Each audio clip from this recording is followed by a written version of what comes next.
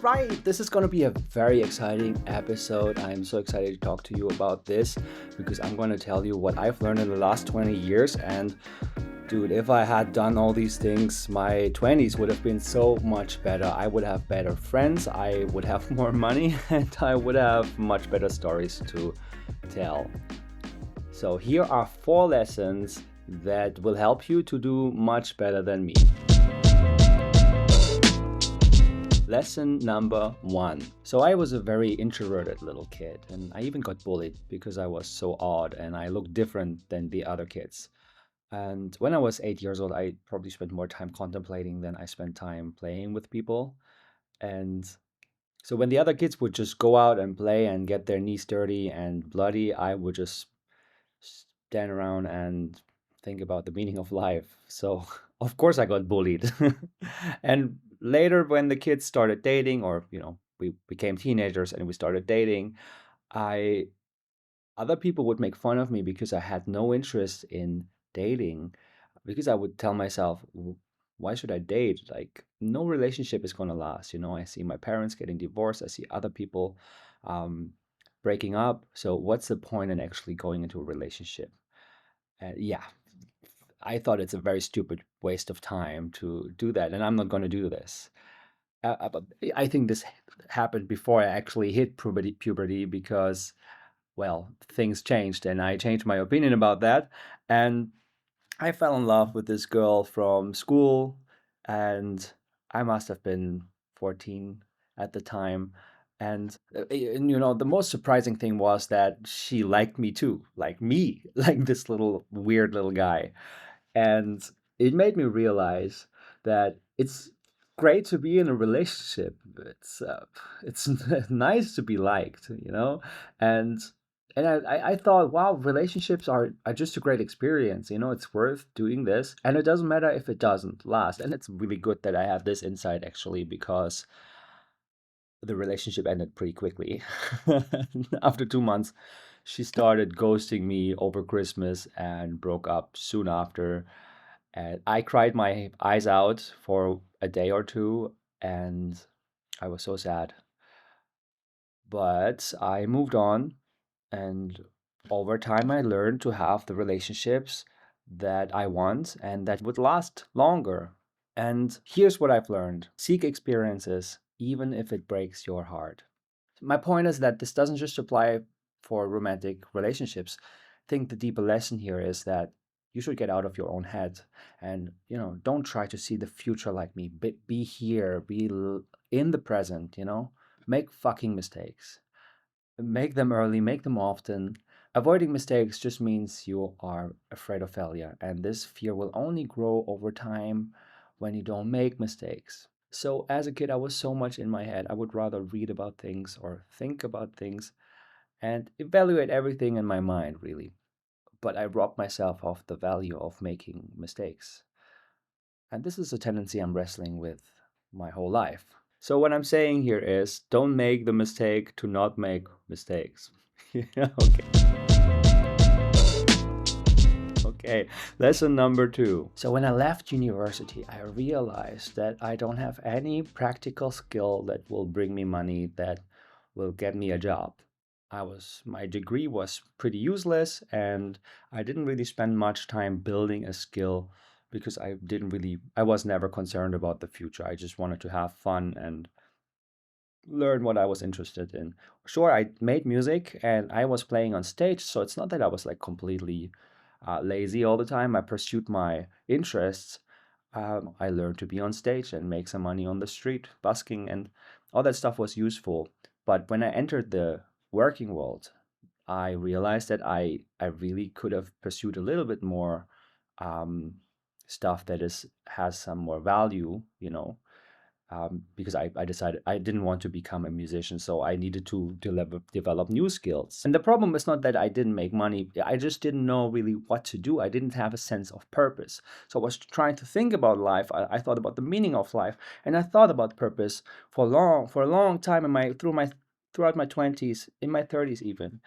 And then I realized what I'm telling you now is purpose is not something you think about. it's something you do. That means just going out there and making money with side gigs, taking on other jobs, stuff that you like, stuff that you don't like, just to figure out where you're good at, what you like, who you want to work with. Right? And it's funny because in the beginning of your life, you need to say yes to everything. You should be open to all those experiences and to stuff that you don't enjoy. So that in the later part of your life, when you become a professional, you say no to many more things because you're more valuable, you have more experience, and you know which things to say no to, which things are a waste of time to you, and where are you so good at that you can charge money for that.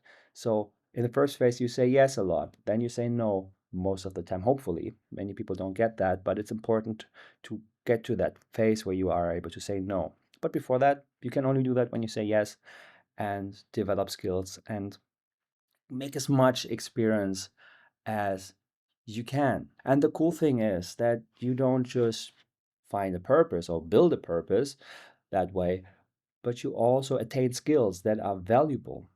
So you will be able to do what other people will pay you for. This is very important because if people pay you for your skills, then that means that you are helpful.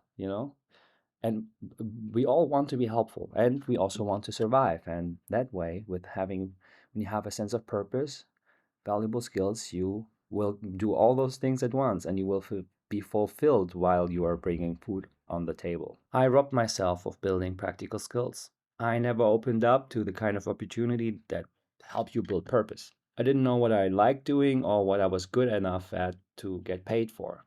Now I did all that after I landed my first job. I started learning and I went crazy and really I really spent a lot of time making up for my mistakes in the past. And I lost a lot of time and I lost a lot of opportunities and I don't want this to happen to you.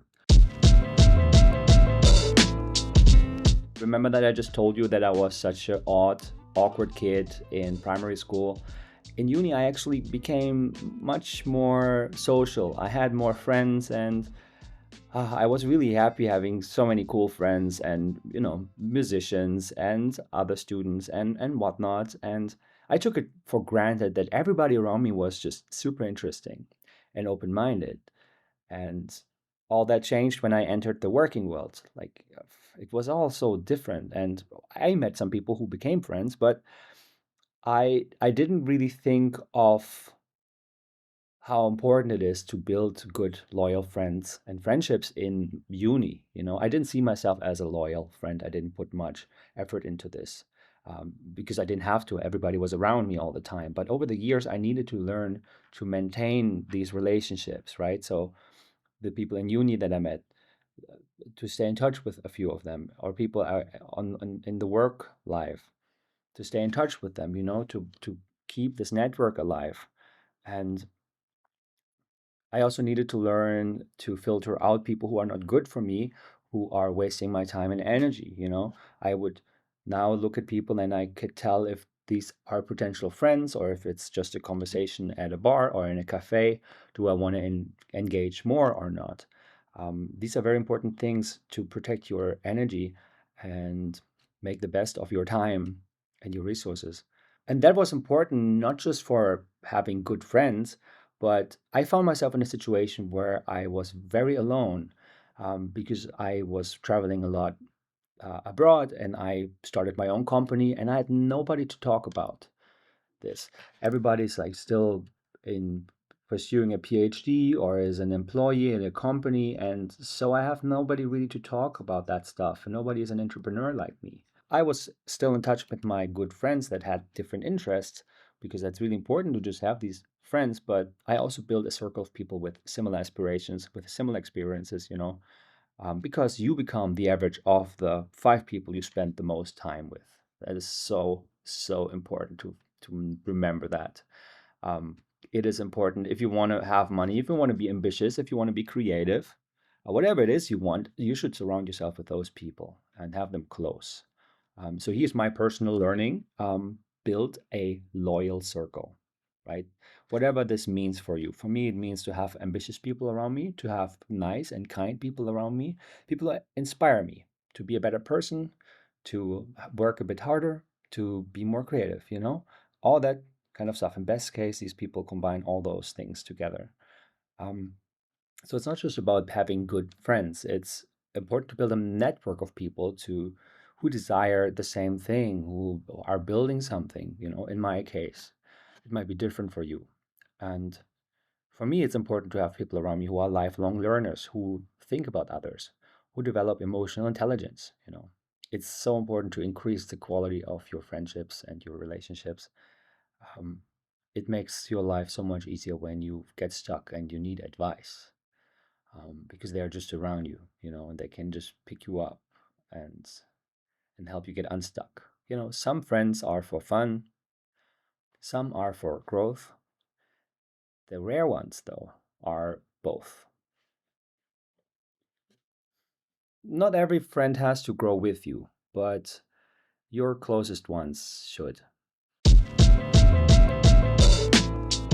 Okay, lesson number 4. When I was around 19, 20 years old, I started reading many books on spirituality, on meditation, yoga, and, personal development also came into the mix, personality types like the Enneagram. So I was like really a bookworm, and I love to read a lot. Again, if you see the pattern from the beginning, I like to think and to read a lot and not so much doing. So I could have told you everything about what it means to be present, what spirituality means, but I was myself so scattered and confused, and I didn't practice anything. I didn't sit down to meditate. I didn't do yoga really. I mean, I tried it a few times, but it's not that I had a proper practice in place like today. I postponed the most important stuff, even though it was right in front of me. So when you feel like you read too much, if you're like me, you read and read and read, that's great.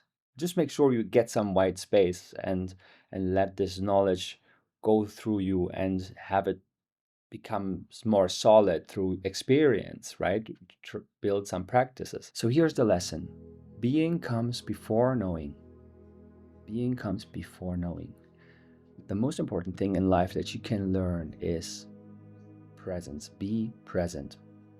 Learn to be right here in this very moment, because no matter what happens, if you are here, everything becomes possible. If you are here in this very moment, you will be able to focus your attention, you will learn faster, you will be able to see the people in front of you better. So you will be able to make better friendships, build better relationships. You will value everything around you more. You pay attention to the little details around you. And you will open yourself up to something that is greater than you. You will see more than just your own self, and you will stop worrying about yourself.